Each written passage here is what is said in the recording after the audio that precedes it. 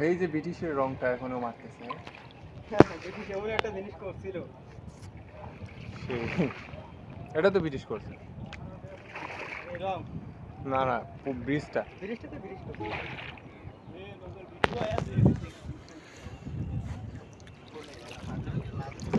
মজা অনেক পেয়েছে।